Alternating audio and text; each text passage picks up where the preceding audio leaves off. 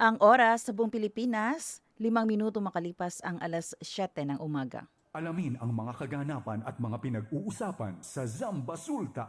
Makibalita at makibahagi sa pagbabago at pag-unlad. Oras na, Zamba Sulta!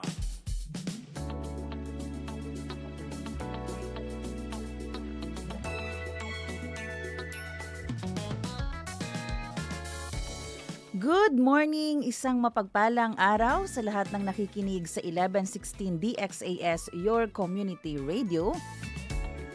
Buenos dias a todo, maayong buntag sa tanan. Kayo po ay nakikinig ngayon sa programang Oras na Zamba Sulta. At ngayon ay araw ng Lunes, Monday, Feb 26, 16 pa lang. February 16, 2026, tayo po ay lumagpas na sa kalahati para sa buwan ng Pebrero. Kami po ang inyong mga lingkod ngayong umaga sa Ramito Labing. At ang inyong kabarangay, Robin Soling. Assalamualaikum warahmatullahi ta'ala wabarakatuh. Maayong buntag, ahap, subo, marayaw, malingkat, mahinaat, pakatantan, binay pa yan. Siyempre, di ilaw nagdurungog oras na Zamba Sulta. No? Siyempre, good morning. Salamat pagi. Mapita sa mga kabarangay din natin, Char. No? Good morning sa'yo, Char. Yes, good morning, Bin. Happy Monday. Happy Same tayo Monday. naka-gray. Gray ba to? Gray ba yan? Parang brown yan kahapon. Hindi mo nalabhan, gray na lang ngayon. Parang dirty gray. Kumusta, Ayan, good Bin? morning. Good morning sa aking nanay. No? Actually, napaaga ulit yung gising, Sar, kasi tumawag early in the morning. No? So, napan tayo. Concern. Alam mo, pag tumatawag no, yung parents early in the morning, di ba? Ang daming posibilidad. Ikaw, ano agad yung thinking mo pag ganyan? Emergency. Oo, Oo, di ba? may The same. emergency. Kakabahan ka kasi lalo na pag madaling araw tumawag. Pero yun, okay naman ang ating weekend, no, na may mga long rides. Ikaw, kamusta naman? Okay naman. Normal na araw. Medyo busy tayo. Pero praise God, oo, pahinga naman tayo. May Kahapon mga kahit, poste na, ay wala pa. wala pang poste. Malayo pa tayo sa mga ganyang panaginip. Tapos yung i-compute mo yung yung gastusin, talagang malayo pala talaga. Pag kami lang talaga, malayong maaabot. Parang wala ngang maaabot kapag kami lang talaga. Doon ulit matcha-challenge yung yung faith mo sa Panginoon. Ay, alam mo, yung salita natin ngayon, related siya. Paano mo i-increase ang iyong faith sa Panginoon sa mga panahon? Ayan. Tayo ay may mga challenges. Mamaya pag-usapan Tama. po natin yan, ha? Ayan, kaya syempre, Excited, ha? oo, gusto mo magsalita na tayo Good morning muna kay Kuya Nolly Aguilar. Good to hear you again, FEBC DXAS Anchors. Ayan. Hello po, Kuya Nolly. Oo nga, na-miss ka namin nung Friday. Hindi nagparamdam si Kuya Nolly. Pag si Kuya Nolly talaga hindi magparamdam, parang nagugulat tayo. Ano nangyari pag ganyan? Good morning, Kuya May nagawa Nolly. tayong kasalanan. Baka mali na naman yung Tagalog namin na ano yung sabi mo kay Kuya Nolly last week? Anong mga pinagsasabi mo, Kuya? Di ba Ilocano yun? Ilocano ngayon. Oo. Yung gusto mo lang sabihin. Tama, yung tama. gusto mong sabihin, Kuya? Ang nasabi. Ano ba yung pinagsasabi mo, Kuya Nolly? Ayan, no. Ay, syempre, good morning din, sir, no, sa ating mga tagapakinig na nagkakape ngayon dyan sa Basilan, no, di ba, sa Isabela, sa Lamitan, sa Sulu, Tawi-Tawi, no, ayan. At balita nga natin, sir, di ba, no, may mga update tayo doon pa rin sa pag Lubog. pagkalubog, no? Oo, Mm. ng barko. And ayun, tuloy-tuloy ang ating siyempre, no, pagsubaybay at pagmo-monitor din, 'di ba? At ayun, magandang buntag. Oo Yes. din. Good morning din sa mga nagulat sa new traffic scheme dyan sa Barangay Putik. Ay, oo, kamusta? Kamusta man ang Oo, kahapon pinag-aaralan namin kahapon yun eh. Oo. kahapon. Hindi namin masyadong ma-picture out. Gusto sana namin puntahan para ma-witness. So, Oh. kamusta naman ang flow ng traffic? Oh, kanina, tuloy-tuloy naman. Oo, pero yung no left turn galing ng lungsuran, no left turn ka din no left turn ka nun kung gusto mong papuntang Divisoria. Pero nagulat Mhm. ako kanina, nag-left turn sila dito banda sa may gasolinahan. Hindi, Oo, oo, hindi na oo. ginawa. Pwede, pwede. Oo. Pero Oo. may nakalagay na doon na no left turn. So hindi ko alam kung consider ba 'yun. Kasi 'di ba, Mhm, may mm. gasolinahan diyan sa amin. So nakita ko kanina Mm. may mga nag-left turn papuntang Divisoria. Oo, pero kung tutuusin mo, kung lalabas, kung susundin mo talaga yung kalsada diyan, 'di ba? Parang intersection din 'yan. Oo, kung lalabas ka diyan sa lungsuran, no left turn talaga 'yan. Pero dito sila, bago ka pa man makalabas ng kalsada, dito na sila sa gasolinahan nag-left turn. So titingnan pa ano pa Hmm. yung mga dapat na mga pagbabago diyan. Kasi parang nag-shortcut lang sila para maka-left turn na una doon sa area na hindi dapat mag-left turn. Ayan, mamaya po Mm. pag-uusapan natin yan ha. At may oras lamang yan. Kaya dapat alam Mm. nyo po kung may mga lakad, may mga pupuntahan kayo dyan. Ayun yung mga oras na dapat yung iwasan kung ayaw nyo nang umiko talaga. Okay, mamaya pag-usapan natin yan din. Oras natin alas 7:12 ng umaga. Samahan nyo po kami para sa isa't kalahating oras ng balitaan, impormasyon, inspirasyon. Mamaya po makakasama natin ang National Nutrition Council. Pag-uusapan po natin ang National Oral Health Month for 2026. Kaya naman, no, sali kayo sa ating usapan mga kabarangay. Kung kayo may mga tanong, komento o mensahe, mag-text sa 0916-296-6625 o kaya mag-comments sa ating Facebook page sa 1116 DXAS, Your Community Radio. Weather Report!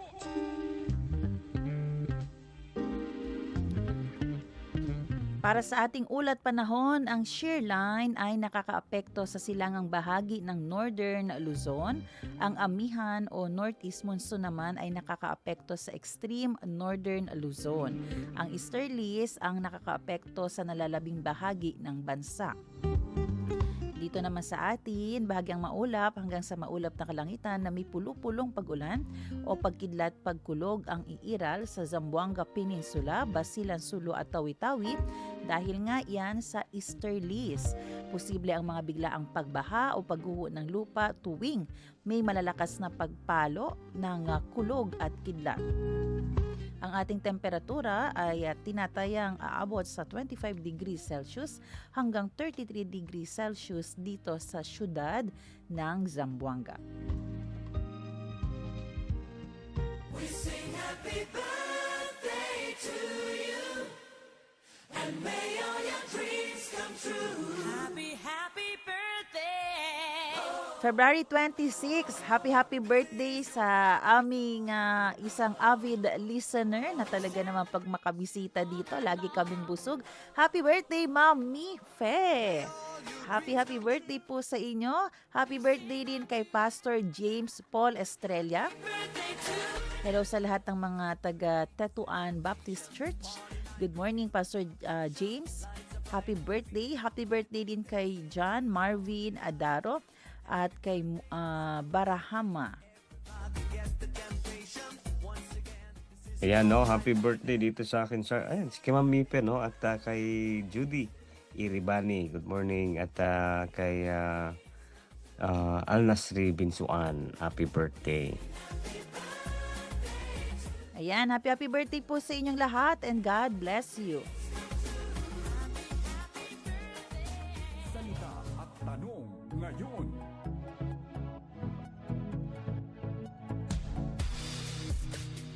Ang ating salita ngayong araw ng Lunes, when life is hard. Sa Filipino, kapag mahirap ang buhay, Na Chavacano, cuando difícil el vida. kung lisod ang kinabuhi, sa Bisaya, Ilonggo, kun mabudlay ang kinabuhi. ang mahunit ing kabuhi. Tanong natin, paano mapapalago ang iyong faith at ang inyong papuri sa Panginoon kung kayo ay nasa gitna ng mga pagsubok? Psalms 16 verse 2, I say to the Lord, you are my Lord. Apart from you, I have no good thing. Mga awit, 16 verse 2, ang sabi ko kay Yahweh, ikaw ang Panginoon ko. Kabutihang tinatamasa ko, lahat ay mula sa iyo. Alam mo, Bino, tayong mga tao, lagi tayong may mga problema sa buhay. Laging may mga challenges. Meron nga nakaka-experience no since bata pa. Budlay na jud ilang kinabuhi, lisod na kaayo ilang kinabuhi, antod na dako sila. Difícil gayud el vida, manada maga testing, daghan problema, no, daghan mga challenges left and right. Minsan nga talaga kakatapos mo lang dito sa isa, meron na naman bago. At dito sa pagkakataong ito talagang matetest ang iyong faith. Kaya nga yung iba parang ayaw maging follower ng Panginoon kasi sabi nila ay si takeda follower del Diyos, mas manada gayud takeda el problema. Tiyan un istorya Bino dito sa ating nakuhang devotional. Merong isang pamilya na talagang physically, mentally, emotionally exhausted talaga ang nangyari sa kanila. Kasi yun yung panahon na nagkasabay-sabay lahat ng kanilang problema. Yun yung time na talagang miliding ang Panginoon na umalis na sila sa kanilang lugar. And then yun din yung time na nasira pa talaga ang kotse nila. So for 2 months daw wala silang sasakyan. Nagkataon din yung kanilang senior dog ay nagkasakit na. At yung husband niya kakaopera lang. So kung titignan mo talagang nakaka-overwhelm, nakakaranas po ba kayo dyan sa ating mga listeners na ganito? Nagsabay-sabay talaga lahat. Anak mo, asawa mo, nawalan ka ng anak, may problema ang anak mo, wala na kayo pang gasolina, Sakit. naniningil na ng utang, di ba? No, nagsabay-sabay. Pero sabi pa dito, as I prayed, sabi niya pa, God reminded me of the psalmist na kung tayo ay pupuri sa Panginoon, hindi lang pala sa panahon na maganda ang ating buhay o hindi magpupuri lang tayo dahil sa circumstances. 'Di ba may mga pagkakataon bin na pumupuri lang tayo kung maganda ang ating kalagayan. Sitwasyon. Yes, sitwasyon. Pero ang verse natin ngayon ay nagsasabi, 'di ba? Ang sabi ko kay Yahweh, ikaw ang Panginoon ko. Ang kabutihang tinatamasa ko, lahat ay mula sa iyo. Therefore, ang ating buhay ay hindi lang pala dapat nakadepende si cuando lang kita imbuenamente. El di aton alabanza con el Diyos, hindi lang ta depende si cuando imbuenamente lang el sitwasyon del di aton vida. Alam mo sir, no, isa sa mga na-learn ko ba sa mga bagay-bagay, kapag mahirap, ibig sabihin nagsisimula ka pa lang. Mhm. 'Di ba? Hindi pa to kabisado, no, sabi pa to kosas 'Di ba? May mga bagay na ginagawa natin na hindi natin alam. Mahirap siya sa simulan nangangapa tayo, no, nangangapa. Pero kapag alam mo na, kapag kabisado mo na, ibig sabihin, 'di ba? Na-experience mo na 'yon. Mhm. Pangalawa, 'di ba? Pangalawang experience. Ano ba yung sa this year ikaw, ano ba yung first time mo na-experience? Oo, Eto, magpatayo ng bahay, Oo, no? yung bunk house pa lang, aabot pala ng Ng aabot pala ng mga hanggang 30, yung maliit na bunk house lang. Oo. 'di ba? 'Di ba? So parang Newbie ako parang sa ganyan. Oo. Ayun. Ako naman yung first time ko ngayon is yung bibili ng hindi naman bibili, 'no, pero magpaplano ka na, 'di ba, magkakaroon ng bagong gamit na medyo mahal nga, 'no, Mm, mahal. So, yung mm. parang mahirap siya kasi first time, oo. Pero kung tatanungin mo ako tungkol sa pagpapagawa ng bahay, ah, hindi na siya first time, hindi na rin siya Alam mo na. gaano mahirap. Ayun, puwede alam mo na paano i-manage ba. Mm. So yun yung realization ko 'no, na kapag yung may mga bagay na nangyayari sa buhay natin na medyo mahirap, ibig sabihin first time pa lang natin hinaharap yan. Okay. So dahil first Oo. time, So dahil first time nahihirapan tayo. Hindi natin alam anong gagawin. But the next time na ma-experience natin yon, for the second time around, alam mo na anong gagawin mo, and that is ang unang-una talaga is lalapit ka sa Panginoon. mm. Ibig 'Di ba? sa Kasi na-realize mo nung first time na parang ang hirap pala na ako lang.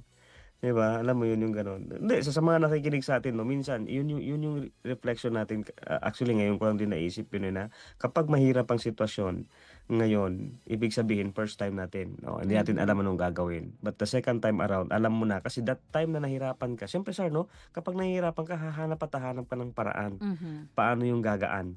Yes, oo. And yun yung maganda 'no, along the way na kapag hanap ka ng hanap ng paraan is bibigyan ka talaga ng Panginoon, bibigyan ka ng Tuhan ng, way para makalabas doon sa sitwasyon. Ako naman, na-realize ko, no, kasi nga, yun nga, sabi mo, first time, may mga challenges, may mga problema tayo, paano mo siya i-handle, lalo na financially din talaga ang isa sa mga apektado dyan sa inyong buhay. Alam mo, I Mm. was reminded doon sa verse na nagsasabi na yung mga ibon nga hindi nila pinoproblema anong kakainin nila kasi the Lord Mm. feeds them, the Lord provides for them. So 'di ba mas valuable daw tayo sa mga hayop na ito? Hayop. Oo, so Oo. the more tayo bibigyan ng Panginoon ng ating mga needs sa ating buhay. Kaya po no, itong mga challenges na meron tayo, ito yung mga training sa atin para mas mag-increase pa ang ating faith. Kasi 'di ba kung lagi Hmm. lang ganun ang sitwasyon, walang bago, sabi nga ni Robin. Paano magi-increase ang iyong faith, ang iyong trust sa Panginoon, ang iyong papuri sa kanya? 'Di ba? What if lagi na lang maganda ang buhay mo? O what if hindi naman? Alam mo, mina-realize nga din ako, hindi ko naman ano yan, parang binabaliwala lang. Pero ito yung na-realize ko kasi meron kaming isang member sa church namin. Naalala mo yung sunog sa Zambuod? Mhm. Oo, 'di ba nagkataon na sunog sa Zambuod, sunog din dito sa may Flamingo, Upper Calarian. So yung member namin, nag-open up, sabi, actually ang nag-open up sa amin yung kapatid niya, na sabi niya pa maayo kaayo ang Ginoo kay isa ka balay na lang jud. Sila na daw talaga ang madadamay sa sunog. Nadadamay. O sabi ko, ang galing ng Panginoon. Sabi ko, mabuti talaga ang Panginoon. Then alam mo anong biglang nag-pop out sa mind ko? So Mhm. pag nasunog ba ang bahay natin, hindi na mabuti ang Panginoon. Parang yun din yung, alam mo yun, parang yun din ang na-realize ko. Tapos shinare ko nga yan sa husband ko. Sabi ko, may ganong hindi ko alam kung rebuke ba ang matatawag sa akin. Kasi 'di ba? So pag nawala ba ito sa atin? Pag tinanggal ba ito ng Panginoon sa atin? Pag inalaw niya ba ito mangyari sa atin? Hindi na ba siya mabuti? Yun yung na-realize ko talaga that time. So hindi na ba tayo masaya? Wala na bang peace? Mhm. Wala na bang trust? Wala na bang praises? Wala na bang thanksgiving na gagawin kasi hindi nga naging favorable sa atin. So, something to ponder, no? So, hindi ibig sabihin may inalaw, hindi na siya mabuti. Laging Mm. mabuti ang Panginoon. Kaya dapat lagi tayong magpasalamat. Oo, yun tama yun 'no, na sa alam mo yun, sa high times lang ba, sa highlights lang ba, paano yung sa low light 'no, paano yung yun nga, may kanta ako na gusto ko pakinggan, eh. Etong kanta na 'to dumating 'to during, ano 'to, during may mga problema, 'di Mm. ba? Ang title niya is Anyway.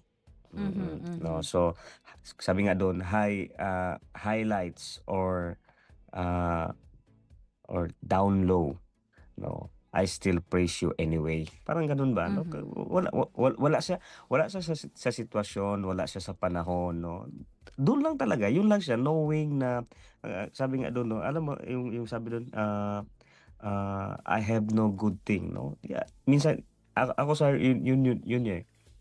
Yun yung isa sa mga linyahan na lagi kong iniisip na, sino lang ba naman ako, 'di ba? Parang sino lang ba naman ako na, ah, binigyan ng favor to mabuhay sa araw na 'to. Sa araw lang na 'to, 'di ba? Daily bread, so parang gano'n. So, kaya, ah, the same 'no, yung gano'n na wala siya sa panahon. Oo, still 'no, pupurihin ang Panginoon. Mhm. Sana po dumating na tayo sa point na, ano man, lalo na 'pag wala naman tayong ginawang masama, then may biglaang katulad na situation ka lang ni Job na 'di ba inalaw lang talaga ng Panginoon kasi gusto ipakita ng Panginoon sa kaaway niya na, "Yang anak ko kahit anong gawin mo diyan, magpupuri pa rin yan sa akin." So, hopefully nasa sitwasyon na tayo na hindi na tayo kinakabahan. O yung kahit nagulat ka, "Ha? Yan yun? Yan yung presyo?" Pero within your heart, alam mo sa deep in your heart may peace. Oo, nandiyan, oo, Mhm.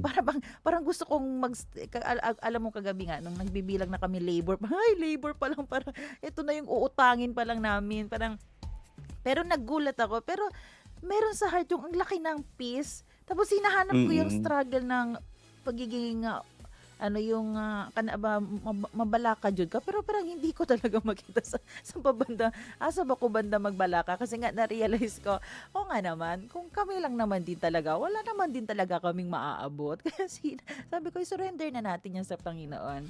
'Di ba? Kung kami lang, hanggang mamatay na lang siguro talaga, hindi namin maaabot yung ganyang pera. Kaya bakit pa magwo-worry? So hopefully no nakarating na tayo sa ganyang level ng ating Stage. oo, ng ating faith. Kasi ikaw yung mamomroblema, "Nasaan yung ano ko, yung worries ko? Ba't hindi ko Mhm. makapa? Bakit hindi ko maramdaman?"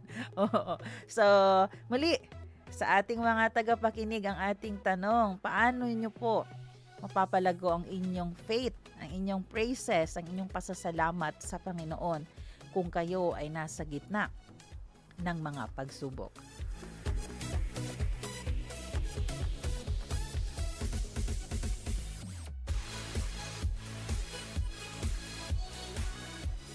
Mga gawang kabutihan para sa bayan. Marapat ipamalita yan. Mabati ang mabuti. Isang grade 12 student mula sa Labrador, Pangasinan nagsauli ng napulot na wallet. Sa panahon na mahal ang bilihin ay tila isang malaking inconvenience ang mawalan ng wallet. Kaya natutuwang isipin kung naibabalik ito sa may-ari. Katulad na lamang ng kwentong ito mula sa bayan nga ng Labrador sa Pangasinan. Isinauli po kasi ng isang grade 12 student na si Rene Cubing ang napulot niyang pitaka. Sa ulat ng Labrador Police, nakita ni Rene ang wallet sa harang Labrador National High School. Nananawagan naman ang pulisya na maaaring maklaim ang naiwang wallet sa kanilang tanggapan at kung saan mga kaagapay, nakakatuwang isipin nga na nananatili pa rin ang katapatan sa ating mga kababayan.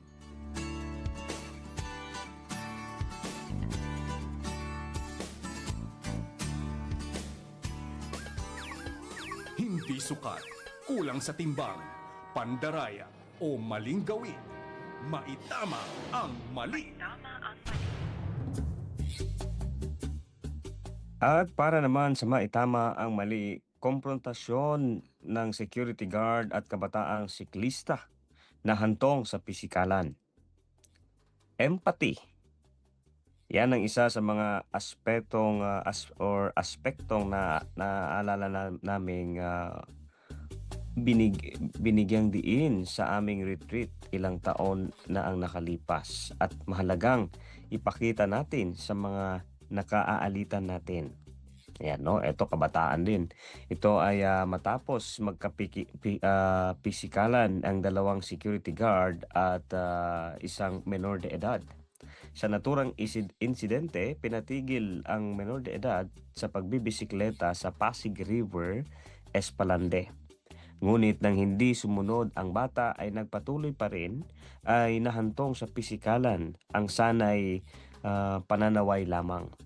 Nag-viral ang video ng insidente na agad tinugunan ng Intramuros Administration at Manila City Government. Dahil sa nangyaring pisikalan ay agad ipinaalis sa trabaho ng Intramuros Administration ang dalawang gwardya. Habang si Manila Mayor Francisco Dumagoso ipinag-utos ang investigasyon sa insidente. Mga kaagapay, kailangan nating maunawaan na hindi maitataman ng isang mali ang pagkakamali. Ipinagbabawal man ang pagbibisikleta sa Pasig River, Espalande, ngunit hindi angkop ang pagiging pisikal o marahas ng mga nagbabantay sa naturang pasyalan. Isa itong paalala sa ating mga kabaro sa security sector. Dagdagan pa natin ang ating pasensya sa ating mga bumibisita sa ating binabantayang mga lugar. Ayan, kaya kailanman Bin, hindi talaga maitatama ng isang mali ang pagkakamali. 'Di ba? Nagkamali na nga. Oo, tapos dadagdagan mo pa ng ibang pagkakamali. So, wala talaga. Puro na lang pagkakamali yan. Ang ending, itatama ka niyan. So, paano minsan yung pagtatama sa atin? Masakit. Mawawalan tayo ng trabaho, may relationship na pwedeng maputol, merong trust na pwedeng mawala. 'Di ba? Kasi nga, imbes na itinama mo yun, tama na sana na nanaway ka, 'di ba? Pero nung ginamitan mo na ng lakas mo, tapos bata pa 'yan, talagang ikaw na ang matatamaan. Mga anong edad ba to, sir? Oo, anong sabi ba dito sa ating Wala naman, no? oo, pero Yun sabi nga. yung bata dito, 'di ba? Yung sinabi menor de edad. Oh, so ayan. Oo, siguro consider na natin na 17 below 'yan, 18 below 'yan. Oo, so talagang pag minor de edad, yung child protection 'yan malakas, matindi. Kahit ikaw pa yung tama, wala talagang magsisimpatsa sa iyo. 'Di ba? Kapag mali ang ginamit mong pamamaraan ng pagtama. So ganun din, no? Kaya minsan mahirap maging magulang, maipasok ko lang. May gusto tayong gawing pagtatama sa ating mga anak, pero kung ginawa natin ito sa maling paraan, wala tayong naitatama sa sitwasyong iyon. 'Di ba? Mako-confuse lang ang bata at pwede niya lang ma-understand, pwede palang ganito. Kasi siya nga, si mama nga, si papa nga.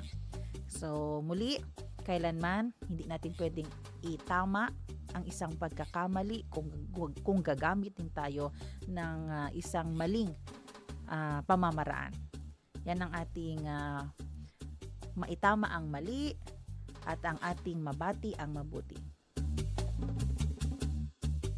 Zambasulta Balita. Oras natin mga kaibigan, alas 7:33 ng umaga.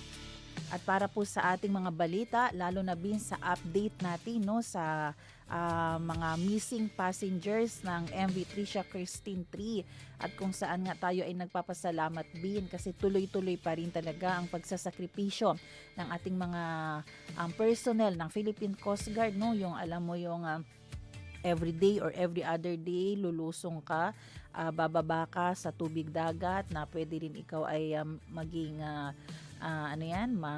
may risk kumbaga, pero for sure yung feeling siguro din ng PCG, no, na every time na pupunta sila sa baba sa barko may nakukuhang mga missing passenger, kasi alam mo yun, ang laking tulong nung para magkaroon ng closure ang pamilya. At dahil nga po dyan, no, ito po ang update, umakyat na nga sa 57 ang kabuang bilang ng mga kumpirmadong nasawi sa paglubog ng nasabing barko, ang MV Tricia Christine 3. Matapos ma-recover ng mga technical wreck diver ng Philippine Coast Guard o PCG ang tatlo pang bangkay kahapon, Pebrero 15. kung saan dalawa po dito ay babae. Ang isa ay nakasuot ng terno na pajama set na kulay green, habang ang isa naman ay nakabalot sa malong, yung orange-black combination. Isa din sa mga na-recover ay isang lalaki. Nakasuot naman ito ng navy blue na coverall at may suot na relong Titan. Bago ito, na-recover din araw ng mga puso nung Sabado ito, Pebrero 14. Na-recover din nila ito matapos sumailalim ang mga diver sa hyperbaric oxygen therapy muna para sa kanilang kaligtasan mula sa 16 na araw na tuloy-tuloy na pagsisid. So after nilang magsagawa muna ng hyperbaric oxygen therapy, tsaka na sila umuli lumusong sa dagat. So sa kasulukuyan, nung weekend, ibig sabihin 4 ang lahat ng na-recover, Saturday, Sunday. So nananatiling nasa 22 individuals pa. Ito po ay according sa report ng PCG. Pero ito nalaman natin na si Attorney Aquino sa GHIL ay may iba ring number of missing passengers ang nakalista sa kanya. So according sa kanya, nasa 29 iyon. Pero nakita natin doon ng isang pangalan nga na na-recover nung Saturday. So kasalukuyan, nananatiling nasa 22 individuals pa o missing passengers nga ang hinahanap mga ngayon, at habang nananatili naman sa 293 ang bilang ng mga naitalang survivors. Ang mga datos na ito ay bunga ng joint validation ng PCG, PNP, SOCO at CDRRMO, at kung saan naman ang barko na pag-aari ng Allison Shipping Lines ay lumubog nga noong Enero 26 sa bahagi ng Balok-Balok Island. Tiniyak ng PCG ang patuloy na operasyon hanggang sa matagpuan ang lahat ng nawawala at makamit ang hustisya para sa mga biktima. Zambasulta Balita. Inilala ng Philippine Coast Guard ang nakitang bangkay sa wreck site ng MV Tricia Christine 3 noong araw ng Sabado na si Staff Sergeant Windel Sabuyas Jr. ng Philippine Army. Nakilala ang biktima dahil sa nakitang ID at baril nito sa katawan. Ayon sa mga saksi, sa mga naunang sandali ng kaguluhan sakay ng barko, pinili umano ni Sergeant Sabuyas na unahin ang kaligtasan ng iba kaysa sa sarili. Personal na iniabot ni Major General Leonardo I. Peña, Commander ng 11th Infantry Alactan Division at Joint Task Force Orion, ang watawat ng Pilipinas at ang parangal kay Ginang Jeneline si Sabuyas, ang asawa ng pumanaw na sundalo. Ang Bronze Cross Medal ay iginagawad sa mga miyembro ng Sandatang Lakas o Sandatahang Lakas para sa pambihirang kabayanihan at pagtulong na hindi kinakasangkutan ng pakikipaglaban sa kaaway. Zambasulta Balita. Sa ibang balita, gustong ipaban ni Sulu Vice Governor Abdusakur Tan ang lahat ng sasakyang pandagat ng Allison Shipping Line sa buong lalawigan ng Sulu kasunod ng trahedya ng paglubog ng MV Tricia Christine 3 noong Enero 26 sa Basilan. Sa isang pagdinig sa Kamara noong Pebrero 12 na pinamunuan ni Committee on Transportation Chairman Franz Pumaren, iginiit ni Tan na hindi sapat ang suspension lamang sa nasabing kumpanya at mga barko nito. Nananawagan siya na tuluyang bawiin o i-revoke ang lisensya ng nasabing shipping firm dahil sa napatunayang kapabayaan sa insidente. Binigyan diin ng Vice Gobernador na kung hindi matatanggalan ng permit ang kumpanya, ay ipapaban niya ang mga barko ng Allison sa Sulu. Ito ay upang hindi mapalitan o mapilitan sumakay ang mga residente nito at muli na naman mapahamak at malagay sa panganib. Zambasulta Balita.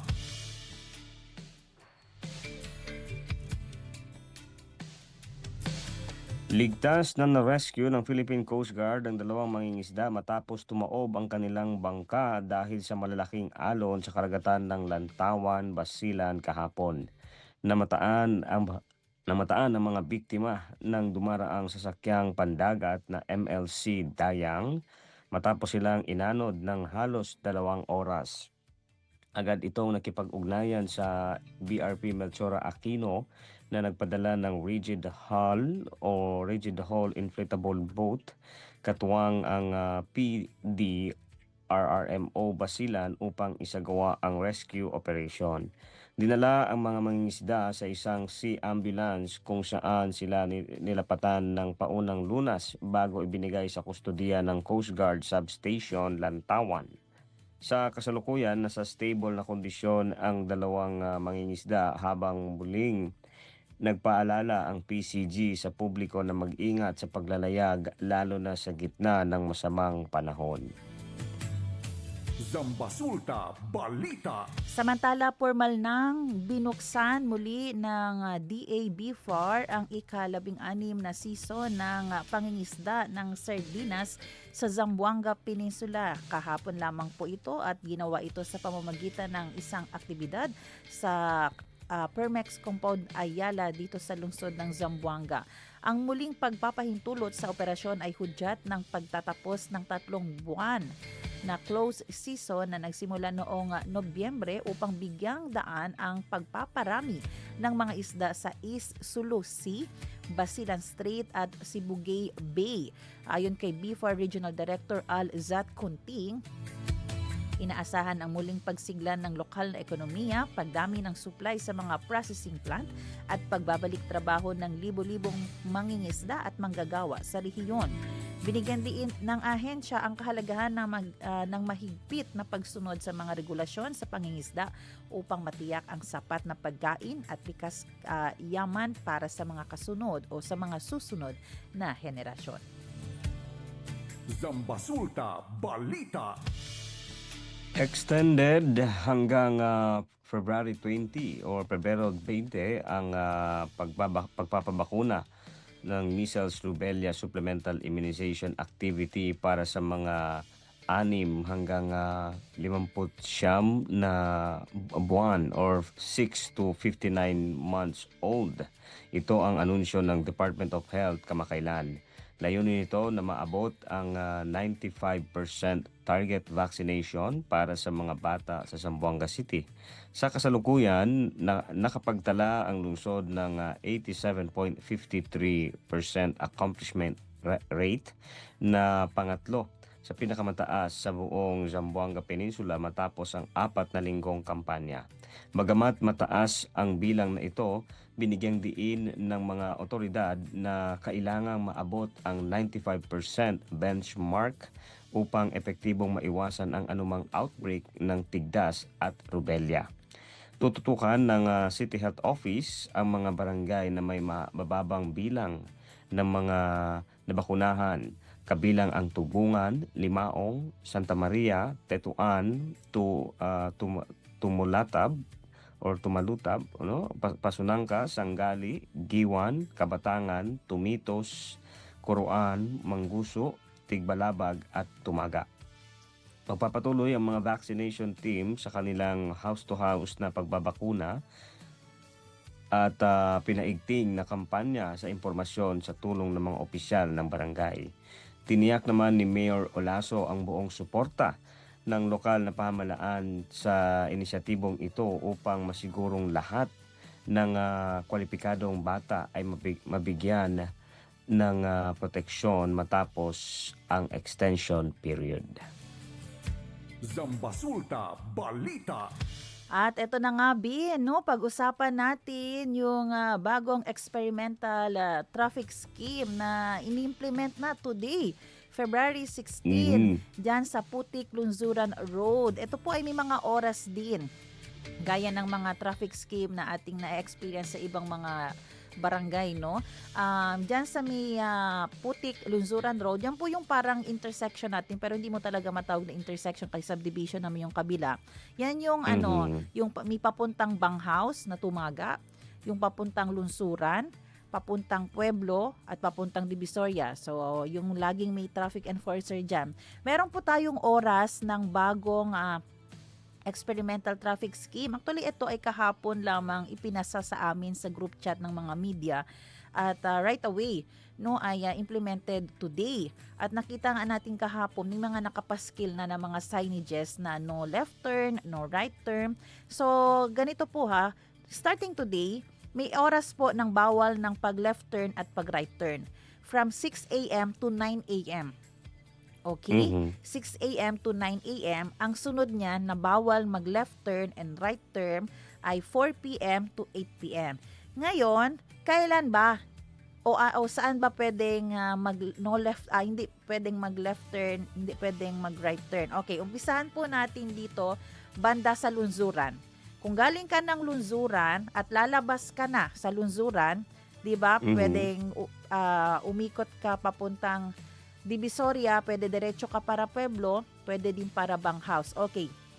Pagdating po dyan ng 6 a.m. to 9 a.m., lahat ng mga four-wheeled vehicles, 4 reda, dito yung transportasyon, dito yung behikulo, kung galing ka ng lungsuran, bawal ka pong bumaba papuntang Banghaus Putik Road.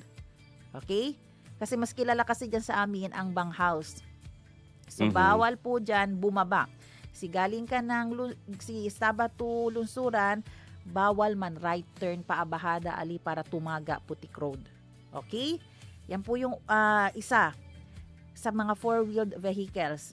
Ngayon, galing ka ulit Lunsuran, bawal ka lumabas umikot para anda to Divisoria. Pero amo yung kaldanante taablay, amirayo, aki sila na gasolinahan tan left turn. Okay? So, hindi ko alam kung anong magiging management niya ng ating traffic enforcer. So again, si Estaba to Lunsuran from 6 a.m. to 9 a.m. Bawal to Abaha para Banghaus, bawal tamin to Bira para na Divisoria. Ang pwede mo lang gawin, straight para Pueblo. Okay.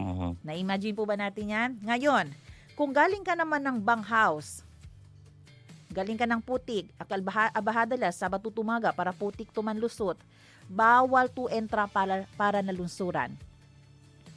Okay? Bawal entra para lunsuran. Ha? Galing po kayo ng Banghaus, galing kayo ng Putik Tumaga Road, bawal po kayo mag left turn papuntang lunsuran. Okay? Ngayon naman, ang pang-apat, kung galing kayo ng city proper, kaya to anda para Banghaus, kaya baka de Tumaga to, bawal tamin tupasan sina Ora Ali. Okay?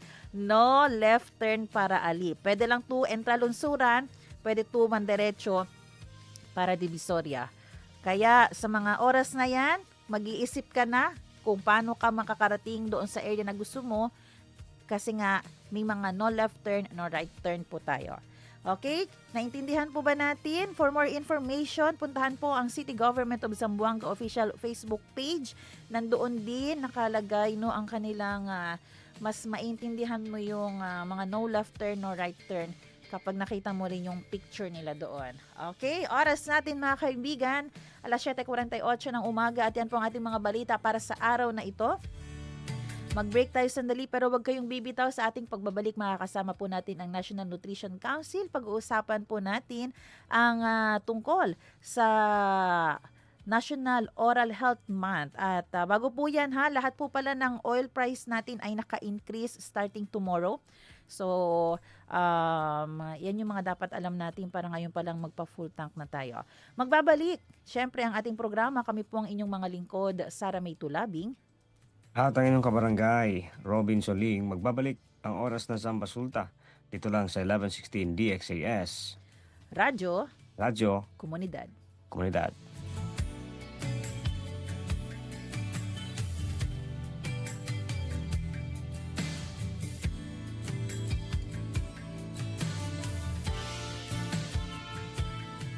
Oras na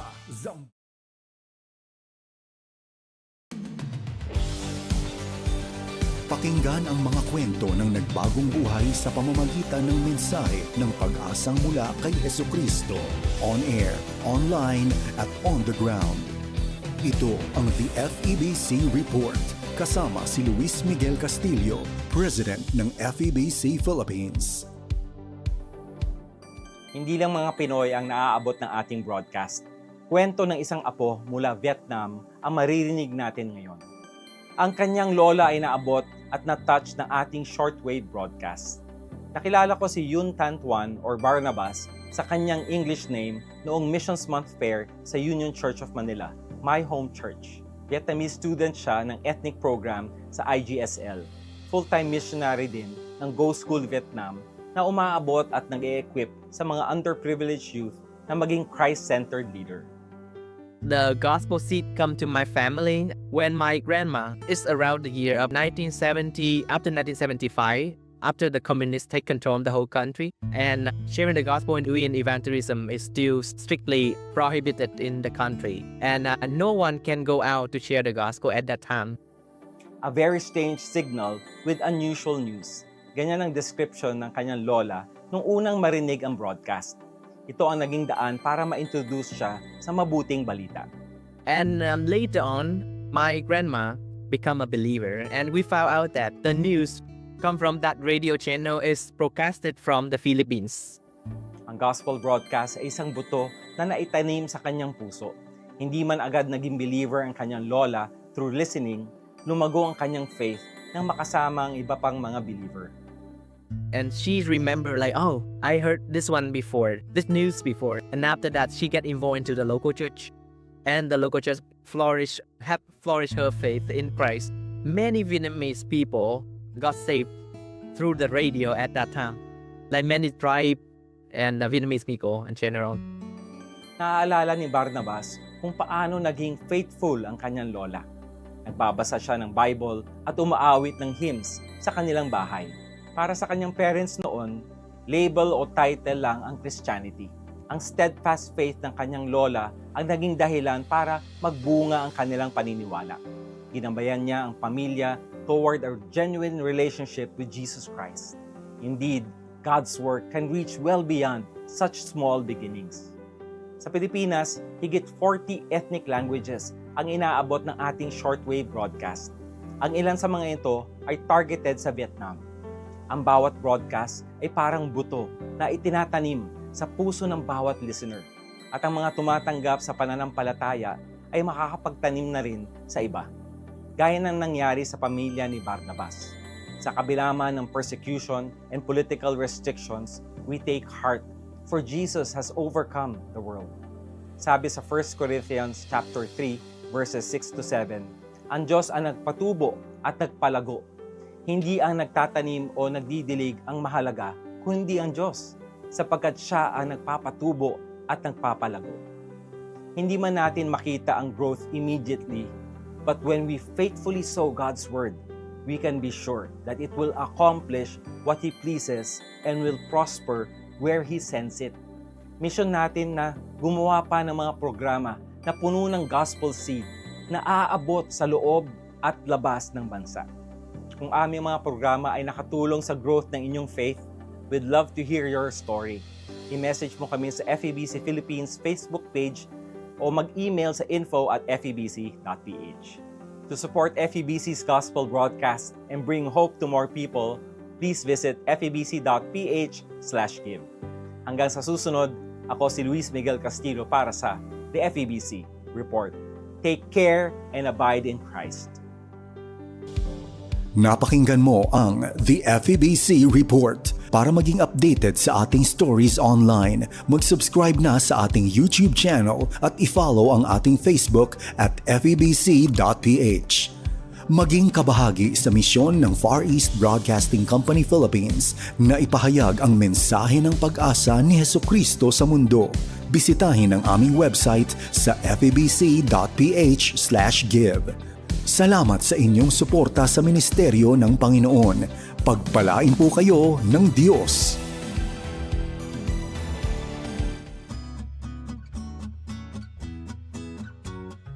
Uy, Mare, di ka maniniwala. Naalala mo si Aling Maria? Yung kapitbahay natin? Yung nakatrabaho sa Saudi? Oo, kumusta na siya? Wala na akong balita sa kanya eh. Naku, kakauwi lang niya last week. Tapos sabi niya, may kilala siyang recruiter. Sabi pa nga niya, kung gusto daw nating mag-abroad, pwede niya tayong tulungan.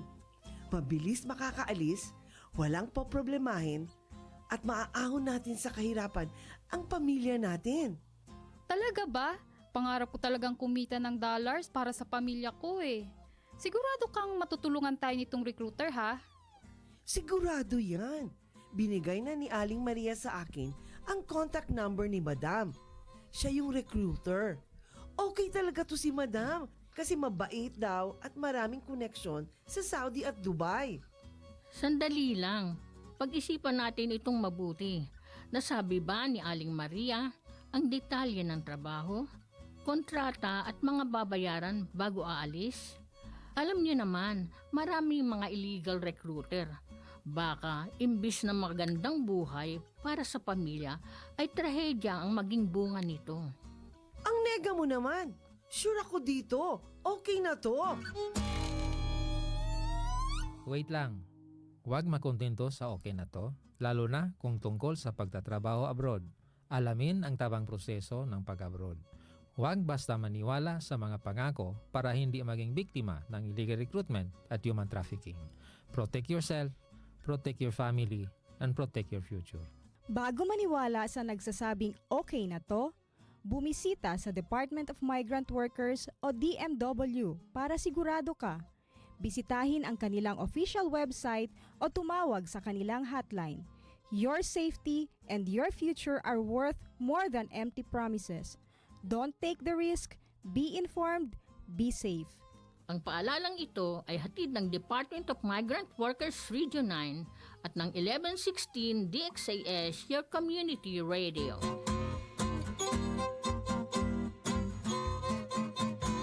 Oras na, Zambasulta!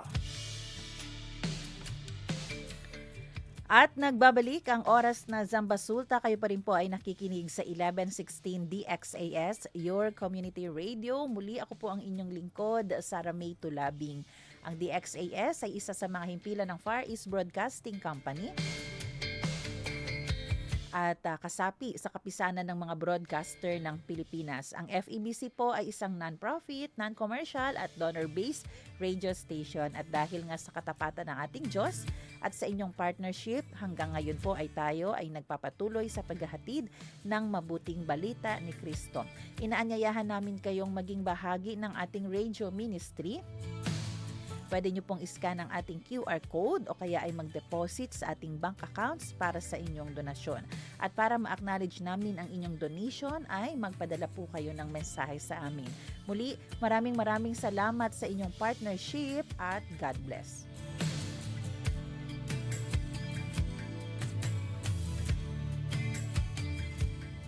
Pag-usapan natin.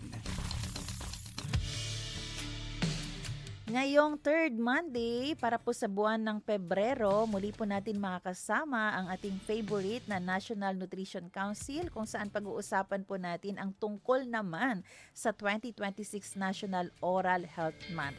Ano nga ba ito? At ano ang kahalagahan nito? At paano natin mapapanatili na tayo ay malusog pagdating sa ating oral? Nakasama po natin ang ating guest, ang ating laging kasama dito sa ating programa, Nutrition Officer 2, Ma'am Rowens Zorilla. Ma'am, good morning. Welcome po sa ating program. Hello po, good morning po sa lahat. Andito na naman po tayo, no? Magbibigay na naman po tayo ng health and nutrition information.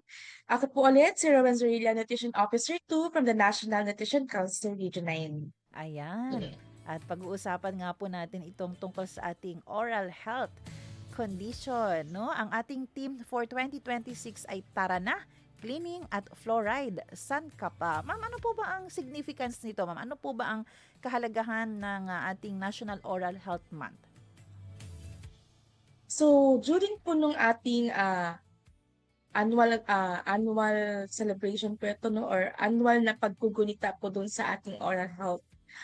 National Oral Health Month highlights po yung importance ng keep po natin ng ating mga ngipin, hindi lang po ngipin, kundi yung mga gums po natin na maging healthy po sila through regular dental care. So, yung tema po ngayon, no, encourages us Filipinos to get professional cleaning and fluoride treatments. So, importante po ito para po maiwasan po natin yung mga tooth decay and para ma-strengthen po natin yung enamel. So, of course po, no, kapag pag ang mouth po natin ay healthy, no, it helps people eat well, it helps us speak clearly and live a better quality of life. Kaya napaka-importante po talaga na magpapa-cleaning po tayo and nagpapalagay po ng fluoride, lalo na po sa mga bata po natin. Ayan. At pinag-uusapan po natin ito kasi may connection po ito sa ating katawan, no? Sa ating proper nutrition. Paano po ba yung good oral health nakakapag-connect, Ma'am Rowens, pagdating sa proper nutrition? So, yung good oral health po kasi, it enables us para magkaroon po tayo ng komportableng pag-chew sa pagkain and of course, nakakatulong din po ito sa proper digestion of food. So, kapag alam naman po natin, no, pag yung teeth po natin and yung gums po natin are healthy, no, people can eat a variety of nutritious foods. So, kahit anong pagkain, kaya po natin kainin, lalo na po yung mga nutritious foods like yung mga vegetables, fruits, yung mga fish natin and meat. So, syempre din po, pag masakit po yung ngipin natin, wala po tayong ganang kumain. No? Kaya napaka-importante po talaga na healthy po yung ating oral health para po makakain po tayo ng mga nutritious foods na ng mga nabanggit ko po, no? Yung mga vegetables, kasi may mga vegetables po tayo minsan or mga fruits na matitigas. So, hindi mo siya makagat, no? Hindi mo siya makagat kung sumasakit yung ngipin mo. So, lahat po ito, no, ay napaka-importante po for balanced nutrition. So, itong lahat na ito, this improves po yung pag-absorb po ng ating nutrients and nakakatulong din po sa ating katawan para po mag-grow and para mag-stay strong po yung ating body. Na-imagine ko tuloy yung mga bata natin. Paano na lang pag hindi maganda ang kanilang ngipin, sabi nga natin may tooth decay, 'di ba, may problem, hindi na nga masyado sa gulay, may ganitong challenges pa sa kanilang mouth, the more tayo mahihirapan na magkaroon po sila ng magandang kalusugan. Yes, tama po kayo, Ma'am Sar. Actually, ang tooth decay po ay parang common po siya sa Filipinos actually kasi kumbaga konti lamang po yung nagpapa-dental check-up or konti lamang po yung nagpapa-cleaning. Kaya nga po ine-encourage po natin yung lahat po, especially po yung mga bata po natin na magpalinis ng ngipin, cleaning, and then maglagay din po ng fluoride para maprotektahan po yung ating enamel. Para iwas po ng tooth decay. Tama po. Actually, naalala ko nga, may isang guest ako dito from ZCMC, no? Siya ay isang doctor dentist. Naalala ko, nabanggit niya as young as 2, 3 or 4 years old, dapat pala nagpapa-check up na ng ngipin. Kasi di ba tayo, Yes, opo. nagpapa-check up lang po tayo kung kailan lang may masakit sa ating ngipin or kung kailan tutubuan ng wisdom tooth na hindi paakyat ang pagtubo, pag ganito ang pagtubo. Pero bata pa lang pala po, no? Kailangan na magpa-check up kasi may connection din talaga siya sa ating good body condition. Yes po, tama po kayo, Ma'am Sar. Kasi syempre po, no, kapag start na po na kumakain yung bata ng kanin or ng mga sweets, yan po kasi yung mga kumaga, pag hindi po natin natutoothbrush, nag-lead po to tooth decay. Lalo na po pag, of course, may bacteria, and then, parang kumbaga, yun po kasi yung pagkain ng bacteria sa mouth. So, yung mga sweets, lalo na po yung mga bata, no, mahilig po sa mga sweets. So, kaya prone po sila sa mga tooth decay. Kasi depende din po kasi ito sa mga magulang po nila, no? Yung mga parents po ng mga kabataan natin. Ano ba yung mga binibigay nila sa mga bata? So, dyan, makikita nyo po kung ano po yung, tingnan nyo lang po yung ngipin ng mga bata na yan, no? Makikita nyo na po, ay, eto yung palagi niyang kinakain. Mahilig sa sweets to kasi makikita mo sa ngipin na nasisira-sira na, no? Lalo na po yung mga bata na nag-aaral po, Ma'am Sar, no, napakalaking epekto po ito kasi kumbaga, syempre pag sumasakit yung ngipin po natin, no, nakaka-apekto din po ito sa ulo natin. Sumasakit din po yung ulo natin, no. So, tendency po, no, mag-a-absent po yung bata. So, of course, bababa din po yung grades niya sa school. So, napakalaking epekto po, no, not just po sa overall health ng bata, kundi po sa school performance po nila. At dito nga, no, yung poor oral hygiene, talagang may directly connection siya sa malnutrition. Yes po. So kapag meron pong tooth decay or kumbaga sumasakit po yung mga gums natin or kumbaga meron din pong mga kulang na ngipin, no, due to poor dental care. So actually po, ang sinasabi nga po nila, no, mahal po pala yung gamot, no? Mahal magpagamot, mas mura yung preventive care.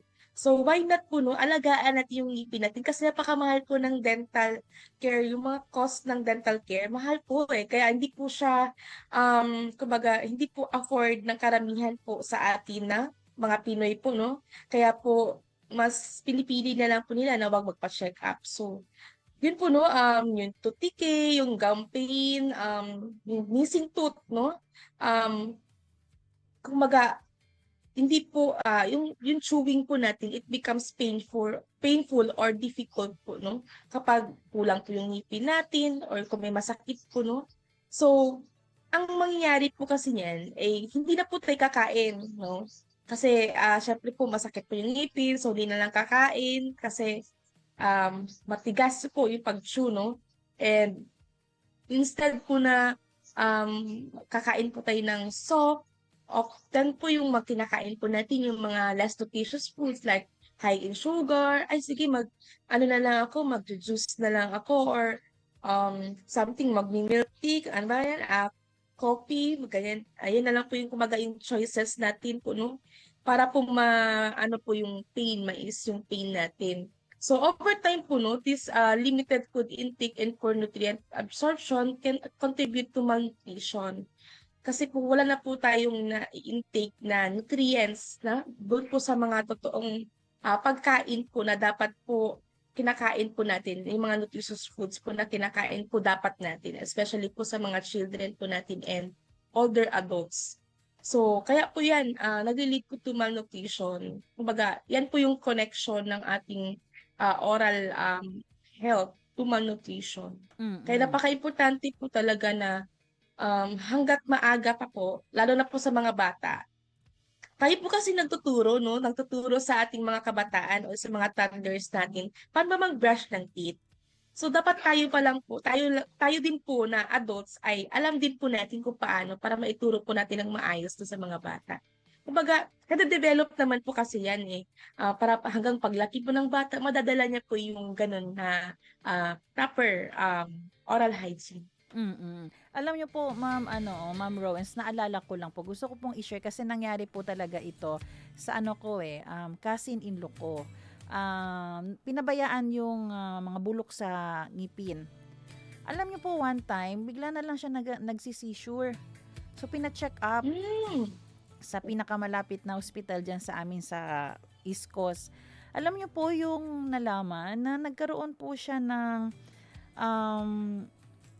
hindi ako sure no kung bukol ba sa ulo pero dahil po yun sa bulok ng ngipin.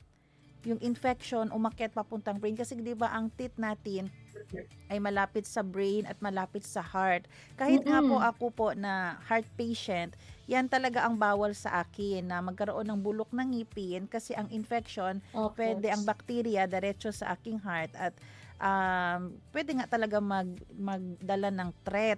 So yun din po yung nangyari sa pinsan ko, hindi sa heart pero dumiretso naman po sa kanyang ulo. Parang hindi ko bukol ba ata yun nag-cause ng kanyang seizure kaya binigyan po siya agad ng malaking matataas na dosage ng gamot para po kasi kaya pang ng gamot para ikupos ba ang bukol na meron siya sa kanyang ulo dahil nga sa bulok ng ngipin. So, ganun po pala ang epekto din nung pag pinabayaan lang. Yes, Ma'am Sar. Opo. Kasi, syempre po, no, pag hindi po natin na-treat yung tooth decay, pero I'm not a dentist po, no?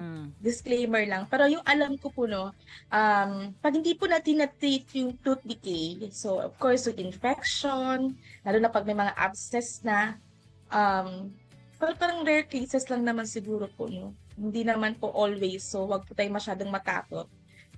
Yung bacteria po, dumadaloy po yan sa bloodstream. Siguro po yan po umabot po sa ulo, no?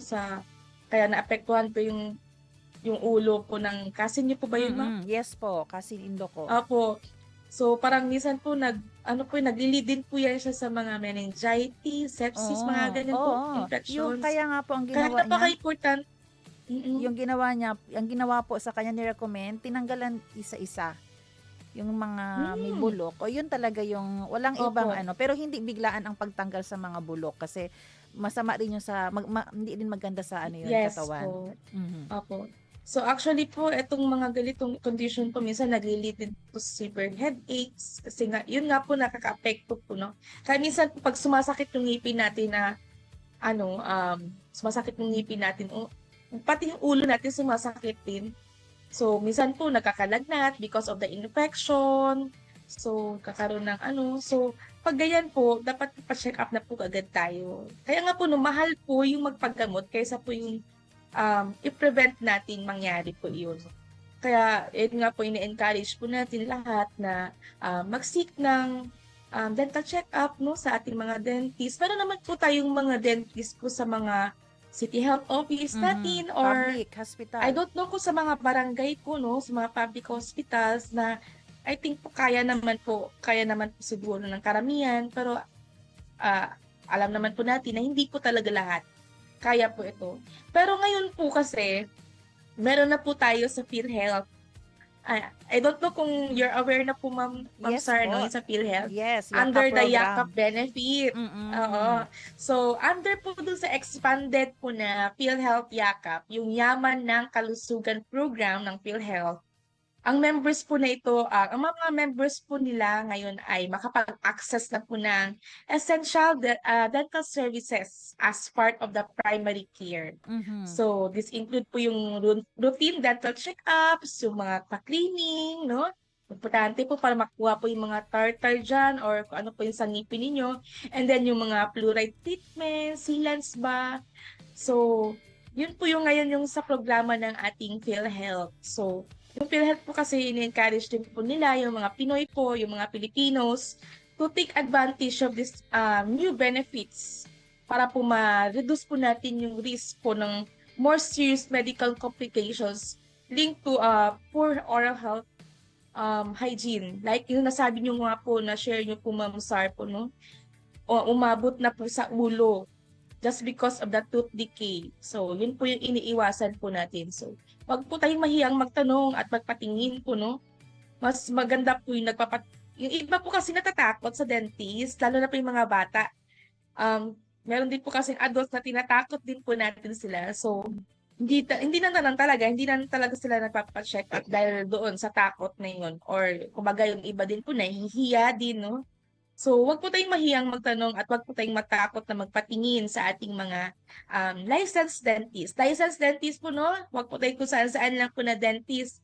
Doon po sa mga lisensyadong dentista. Mm-mm. At dito naman po sa Yaka program, alam niyo po, mga accredited doctors po ang pupuntahan nyo. So, ibig sabihin, mga legit na dentist po ang ipepresent sa inyo ng Yaka program. No, idagdag ko lang po kasi actually pinag-usapan din namin ng I think 2 hours ng PhilHealth nung nagkaroon kami ng press con last Thursday itong tungkol sa Yakap. Ang kagandahan po ng Yakap, hindi kailangan, kung kailan pa masakit ang ngipin nyo, masakit ang ulo nyo, kung kailan may sakit kayo, tsaka kayo magpapacheck up para magamit nyo ang Yakap program ng PhilHealth. No.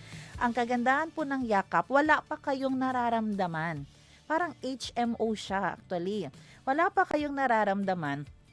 Pwede na po kayong magpa-check up. Yung po yung kagandahan ng Yakap na hina-highlight ng ating partner agency dito sa ating program na PhilHealth nga. So, pwede kayo, ayun, no, pwede pala, ang galing, no, yung expanded program ng Yakap, kasali na pala yung dental service. So, ang gagawin nyo po, paano maging member ng Yakap program? Number 1, dapat PhilHealth member kayo.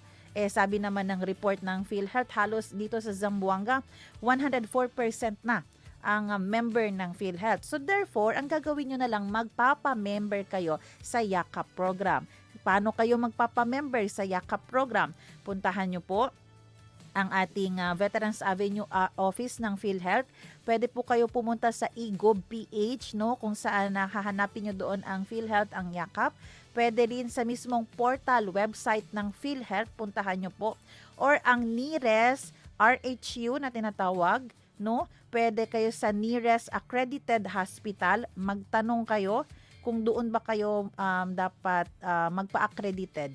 Kasi dapat tama no, of your choice din kasi ang clinic. Kung anong choice mo. Pero meron din like sa mga pharmacy, nearest pharmacy. So, yun po yung kagandahan no, ng ating YAKA program. Pwede po kayong magpa-member at magpa-check up na din pala. Ang ganda po niyan. So, gano'n naman kadalas pwedeng mag-avail po, Ma'am Rowens, ng benefits under PhilHealth pagdating po sa dental? According po sa PhilHealth po, no, yung dental benefits po natin allows members to get 2 dental cleanings a year. So, yun po actually yung recommended na dapat po nagpapa-cleaning tayo in a year, dapat twice a year. And then, pwede rin po tayo magpa-check up under the package.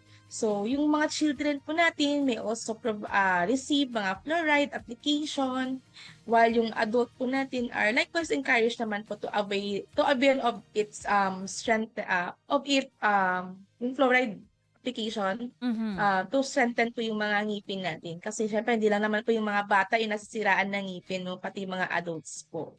So, pero according po sa interview po ni DOH Secretary Teodoro Herbosa, I think nabasa ko siya sa news, no?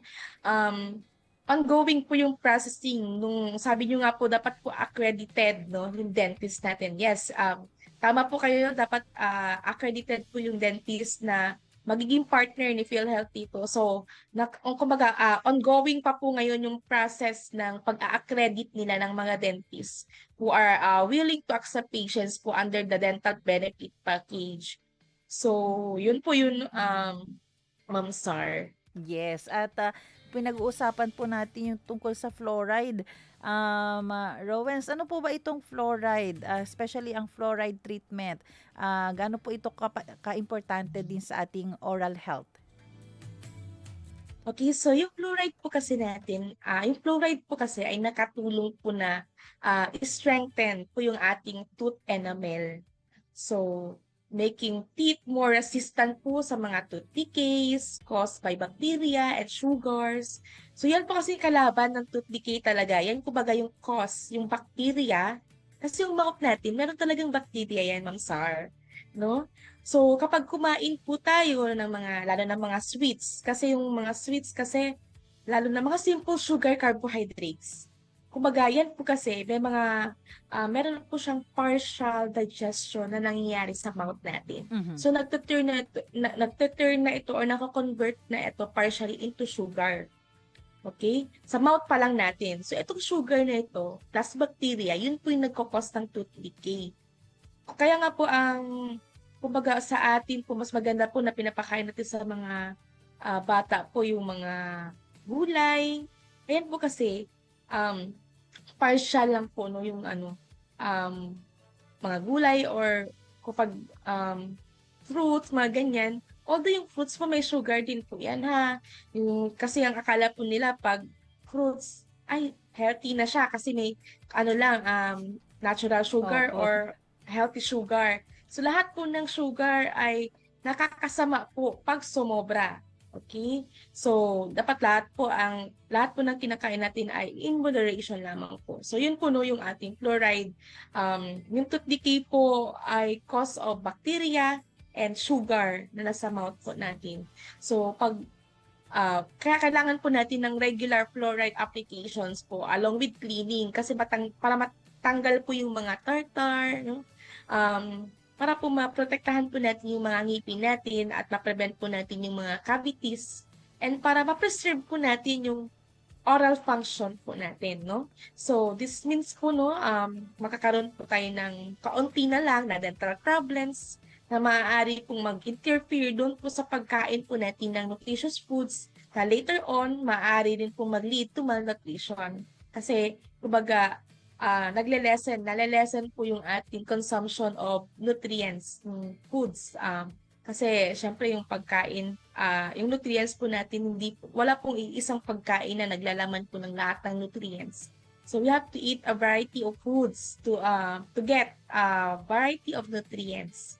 no? So kapag may sira yung ngipin natin, di po tayo makakain or may kulang tayo ng ngipin, di po tayo makakain ng mga masasarap na pagkain, lalo na yung mga nutritious foods po. Mhm. At alam ko rin po sa mga toothpaste natin may mga fluoride din po diyan, no.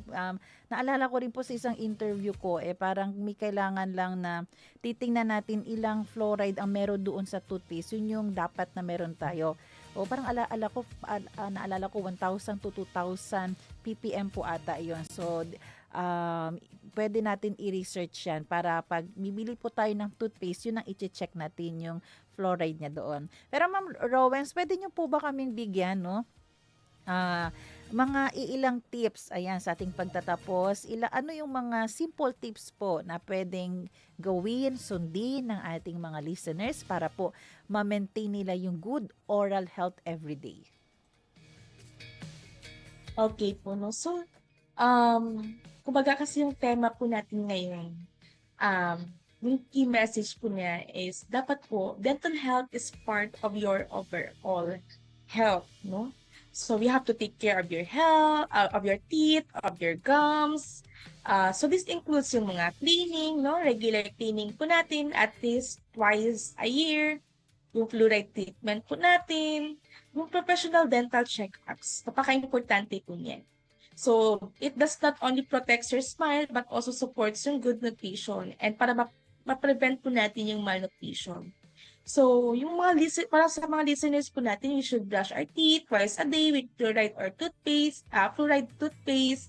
And then, we also have to floss. Importante po yun na sinasabi ko po minsan sa mga pamangkin ko din ng mga baby pa. Dapat ako mismo yung nagpo-floss sa kanila kasi may mga natitira pa po kasi sa gitna ng mga ngipin natin. So, brushing your teeth alone cannot remove yung mga tinga-tinga po yung tawag doon, no? Sa mga ngipin po natin. So, we have also to floss daily and limitahan po natin yung mga sugary snacks and drinks, especially po sa mga bata. And also, we have to visit our dentist regularly for cleaning and check-ups. So, with the PhilHealth Yakap program, no? I hope po mas marami pa pong mga Filipino na mag-avail pa po ng dental services, no? Dental check-ups. So, itong mga habits po kasi na ito ay makakapag-protekta po sa ating mga ngipin, sa ating mga gums, no? Para po yung pagkain po natin, it will make our eating more comfortable and of course po ma-maintain po natin yung good nutrition para maiwas po tayo sa malnutrition. So, I hope po, no, marami po natutunan yung ating mga listeners today. So, yun po, mag-toothbrush po tayo, mag-floss po tayo, and limitahan po natin ang mga sugary snacks. Huwag po natin kalimutan, no, ang tooth decay, bacteria, and sugar po yung nagkakos niyan. So, yan po yung mga kailangan po natin i-prevent or yun, by brushing your teeth. Ayan. At maganda rin po na habang bata pa lang ang inyong anak, 'di ba alam na nila paano maging disiplinado, mag-maintain ng good oral health. O, minsan kasi bata pa lang, hindi na natin tinutoothbrush, 5 days na lang, hindi pa natin tinulungan yung bata natin na mag-toothbrush. So, dapat bata pa lang alam na nila, kailangan pala mine-maintain ko yung pag-toothbrush. Baka meron pa po kayong Mama Rowens take away, no, bago po tayo magtapos, ano po ang inyong encouragement sa ating mga tagapakikinig pa kung may dagdag pa kayo? So, gaya nga po ng sabi ko kanina, wag po tayong mahiya, matakot po na magpatingin sa ating mga dentists. So, mas maganda po kasi na i-prevent po natin, no, kaysa po, ang mahal po kasi ng dental cost, Ma'am Sar, no? I don't know kung sa ibang bansa ganun din po kamahal, pero sa Philippines kasi sobrang mahal. So, like yung cleaning, ang cleaning paminsan 800 pesos. Pag private, 1K na I don't rin know. 1K na din. Oo, So, depende private. po kasi sa severity. Mhm. Sa severity ng plaque nandun sa ngipin mo. So, yung iba umaabutin po ng mga 3K or more than that. So, bakit pa po natin hihintayin na umabot po tayo sa ganun po, no? With simple brushing your teeth lang to, lang po, no? Flossing daily. Iwasan naman po natin yun. Mhm. And actually po, Ma'am Sar, isa din po sa cause ng ating tooth decay, yung mga smoke, ano yung cigarette, yung Yes, nag-smoking. paninigarilyo. Kung napapansin niyo po parang nag-yellowish yung ngipin nila Yes. or baga nasisira po siya dahil nga po Mhm. yun sa mga chemicals din po, no? Mhm. Kasi syempre po yung enamel natin, yun kasi yung kumbaga nagpoprotekta sa ngipin natin. So pag may mga nakita na po kayo dyan na mga konti-konting bulok-bulok po no, sa ngipin natin, wag na po natin palakihin pa, no? Pumunta na po tayo ng dentist kasi yung iba po, hinihintay na mabulok na lang. So, ang tendency noon, magkakaroon ng, I don't know, yung implant ba yun? Implant ng ngipin? Or, I don't know, may mga tawag po doon na dental services po, no? So, napakamahal po na yun. Mahal po yun. So, wag na po natin hintayin. Nagumasa po tayo ng mga thousands po, no? Para mapaganda lang po yung mga smile natin. So, pumunta na po tayo sa dentist natin and sa mga PhilHealth po na members, no? Take advantage po doon sa ating benefits. Kasayang naman po kung may benefits po tayo tapos di rin naman po natin gagamitin. Mhm. So, maaari po siguro tayong magtanong, Ma'am Sar, no, sa PhilHealth, ano ba yung mga, Yes. sino-sino ba yung mga accredited dentist nila? Or baka, I don't know kung may mga posting na po kasi yung PhilHealth, kung sino po ba yung mga accredited dentist nila para kumbaga ma-aware po yung mga constituents natin, no?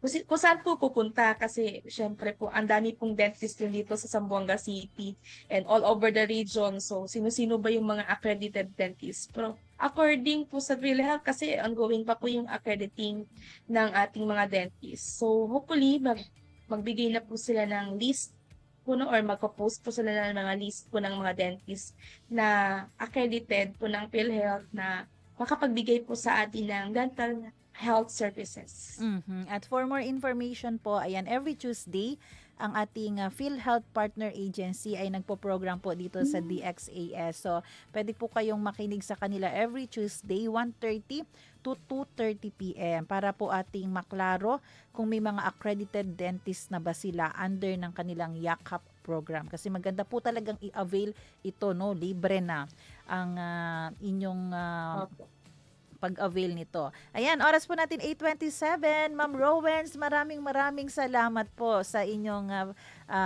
pagbibigay linaw, sa inyong education, at pagre-remind sa amin, huwag nyo na pong hintayin lumaki pa ang inyong gastos, lumaki pa inyong problema, at lumawak pa ang inyong health condition, no? Yung bang magkasakit ka na ng iba't ibang sakit, meron ka na dahil lang pinabayaan mo ang iyong ngipin. Importante po yan para sa ating good health condition. Again, ang ating guest from National Nutrition Council, Nutrition Officer 2, Ma'am Rowens Zorilla. Thank you po. God bless you po, Ma'am Rowens. Thank you so much po sa lahat po ng nakikinig sa atin, lalo na po sa akin, na Yes. pabalik-balik po dito sa ating radio Nako, no guesting po. problem. No? Sana wag po kayong magsawang makinig. And sana po marami pa po akong ma-impart na knowledge po sa inyo. Thank you so Yes. much po and good morning everyone. Aabangan namin kayo next month, every third Monday, together po, ONZ and NNC. Oras natin, 8:28 ng umaga. Maraming salamat muli sa ating mga tagapakinig sa radyo at Facebook, sa ating technician Kuya Romel Paulino. Abangan niyo po ang susunod na programang Serbisyong OFW Family Matters at Radyo Sincoman. Magkarinigan tayo muli dito alas 7 ng umaga, Lunes hanggang Biyernes. Ako po si Sara May Tulabing, nagpapaalalang posible ang pagbangon at pagbabago. Tayo po ay maging bahagi ng solusyon ngayon. Sama-sama tayong umaksyon dahil oras na Zambasuta.